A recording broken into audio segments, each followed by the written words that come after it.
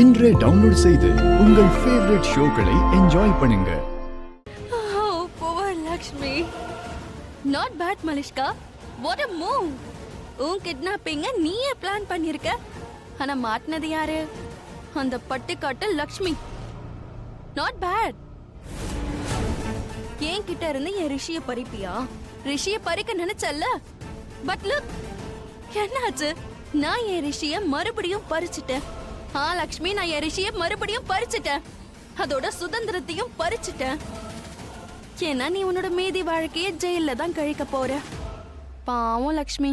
எனக்கு ஒண்ணு சொல்ல, நீ ஆக்டிங் கோர்ஸ்லாம் பண்ணிருக்கியா? ரிஷிக்காக இந்த கடத்தல் வேலை ஆரம்பிச்சிட்ட.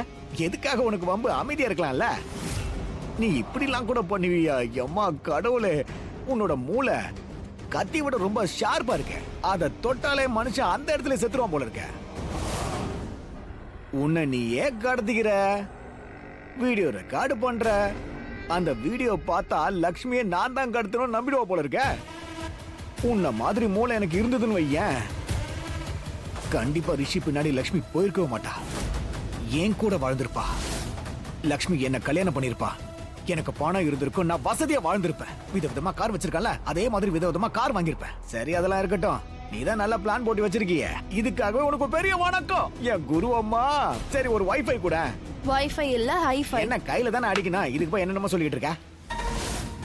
அதற்கட்டும், போலீஸ் கைக்கு அவ கம்பல் கிடைச்சிருக்கும். அந்த கம்பலை என் வீட்டுக்குள்ள வச்சதே நான் தானே. இதாலேயே லக்ஷ்மி என் வீட்டுக்கு வந்தான்னு ஒரு ப்ரூஃப் கிடைச்சிருக்கும். என் வீட்டுக்குள்ள வந்து என் ரூம்குள்ள வந்து கிட்னாப் பண்ணிட்டா. அதானே? அங்கிருந்து உன்னை எப்படி கடத்தினாங்க?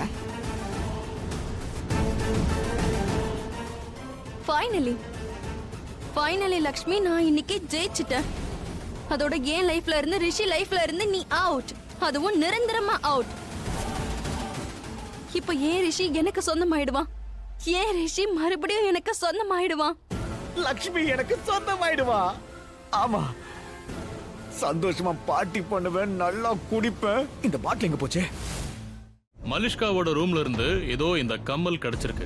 இதுவே எங்களுக்கு ஒரு ஆதாரம் தான். நேத்து நைட்டோ இல்ல ஏர்லி மார்னிங்கோ லக்ஷ்மி இங்க வந்திருக்காங்க மலிஷ்காவை கிட்னாப் பண்றதுக்காக. அந்த டைம்ல உங்க வீட்லயும் இவங்க இல்ல. காலையில தான் அங்க திரும்பி வந்திருக்காங்க. ஆனா வீட்டுக்கு வரதுக்கு முன்னாடி எங்க போயிருந்தாங்கன்னு சொல்றதுக்கு மறுக்கிறாங்க. என்ன அண்ணிமா நீங்க என்ன காப்பாத்துறேன்னு? ஆயுஷ், நீ எதுக்காகவும் கவலைப்படாத.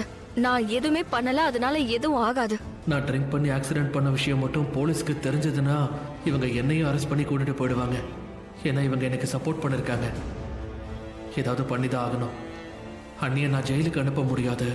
ஆயுஷ், போதும். போலீஸ் அவங்க வேலையை பார்க்கட்டும். இன்ஸ்பெக்டர், லக்ஷ்மியை கூட்டிட்டு போங்க. 1 செகண்ட் மாமி. 1 செகண்ட் ப்ளீஸ். நேத்து லக்ஷ்மி அண்ணி வீட்ல இல்லங்கிறதால அவன் இங்க மலிஷ்காவை கிட்னாப் பண்ண வந்திருப்பான் அப்படின்னு தானே நினைக்கிறீங்க? இது போய் இது தப்பு சார். ஏன்னா நேத்து நைட் லக்ஷ்மி அண்ணி என் கூட தான் இருந்தாங்க.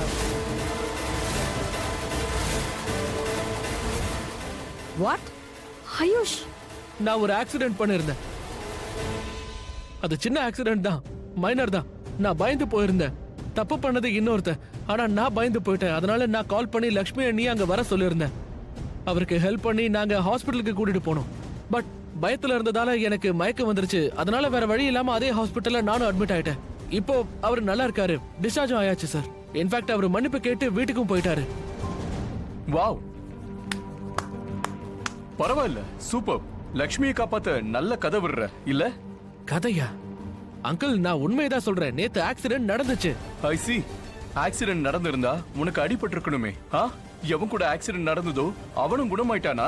ஏய், நீயாவது பொய் சொல்லாத. ஆமா இன்ஸ்பெக்டர் சார், ஒன்னும் நடக்கல. இவன் பொய் சொல்றான். இவன் எப்போ லக்ஷ்மியை காப்பாத்த இப்படிதான் பொய் சொல்வான். உண்மை என்னன்னா, மலிஷ்காவும் ரிஷியும் ஒருத்தர் விரும்புறாங்க. ரிஷி லக்ஷ்மியை டிவோர்ஸ் பண்ண பாக்குறான். ஆனா லக்ஷ்மி தான் டிவோர்ஸ் கொடுக்கறது இல்ல. இந்த பிரச்சனைக்கு முற்றுப்புள்ளி வைக்கத்தான் இவன் மலிஷ்காவை கிட்னாப் பண்ணிருக்கா. கிரண் ஆண்டி, உங்களுக்கு தெரியுமா? I understand your trouble. உங்க பொண்ணு கிட்னாப் ஆனதுக்கு ஐ அம் ரியலி சாரி. நான் உங்களை விட சின்னவன், அதனாலதான் ரெக்வெஸ்ட் பண்ணிட்டு இருக்கேன். மறுபடியும் நீங்க குறுக்க பேசாதீங்க. ஆயுஷ் லக்ஷ்மிக்கு சப்போர்ட் பண்றேன்னா ஆமா பண்றேன். ஏன்னா லக்ஷ்மி உண்மையானவங்க. அதோட இவங்க எந்த தப்பு பண்ணல. நான் இன்னொரு விஷயத்தையும் சொல்லிடுறேன். ஆக்சிடென்ட் நடந்தது உண்மைதான். உங்களுக்கு நான் சொல்றதுல நம்பிக்கை இல்லைன்னா நீங்க ஹாஸ்பிட்டல்ல போய் கேட்டு பாருங்க. அவரை ஹாஸ்பிட்டலைஸ் பண்ணிருந்தோம். அவரு டிஸ்சார்ஜ் ஆயிட்டாரு. கண்டிப்பா அவரு ஹாஸ்பிட்டல்ல எல்லா டீடைல்ஸும் கொடுத்திருப்பாரு. நீங்க அங்க போய் செக் பண்ணி பாருங்க. இல்ல உங்களுக்கு வேணும்னா நீங்க அவர்கிட்டயே கூட போய் கேட்டு தெரிஞ்சுக்கலாம். ஓகே, அதை நாங்க கண்டுபிடிச்சிருவோம். Fair enough sir. Good. So இப்போ நீங்க இந்த விலங்கை கழட்டிடுவீங்க இல்லையா?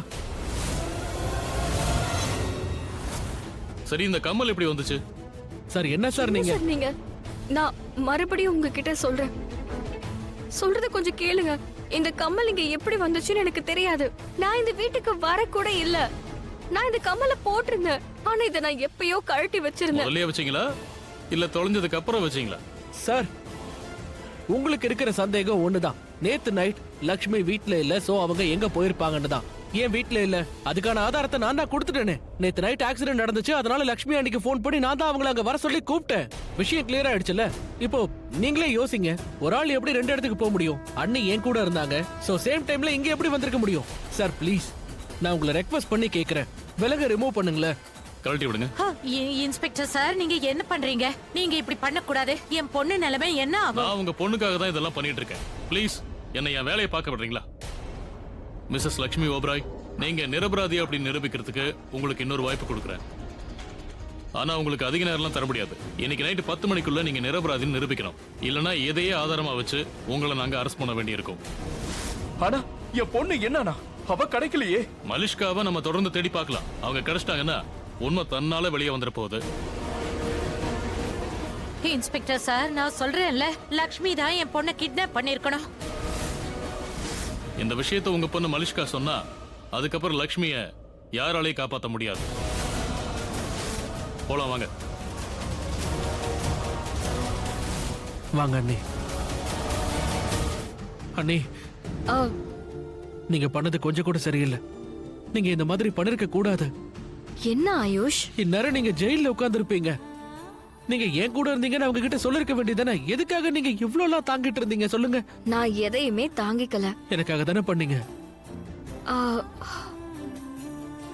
உன்னுடைய நல்லதுக்காக மட்டும்தான் நான் பண்ணேன்.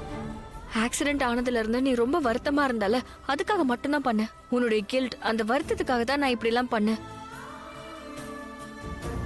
உன்னுடைய நிலைமைய நான் பார்த்தேன் ஆயுஷ். நீ அந்த அடிப்பட்ட மனுஷனுக்காக எவ்வளவு கவலைப்பட்ட.